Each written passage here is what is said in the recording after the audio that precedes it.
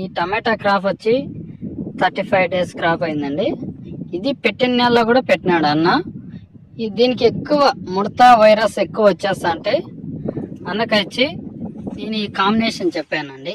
చూడండి, సిమోడిస్, మిరావిడ్, అదేవిధంగా బయోవిటా, ఈ 3 రకాలు స్ప్రే చేశాడు. అదేవిధంగా డ్రిప్లో వచ్చి మహాధన్ కంపెనీ వారిది 15, 25, 10 విత్ మైక్రో న్యూట్రియన్స్ ఉండేది చెప్పాము.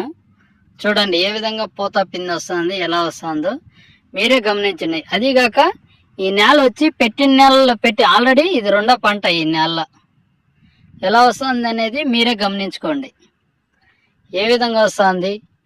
ప్లస్ వచ్చి న్యూట్రియన్స్ వాడిచ్చినాము. అదేవిధంగా డ్రిప్లో వచ్చి ఇసాబిన్ అనేది డ్రిప్లో కూడా వాడాడు. ఈ వైరస్కి, ముడతకి, బూడిదకని ఈ 3 రకాలు అనేది మందులు కూడా స్ప్రే చేశారు. థ్యాంక్ యూ అండి.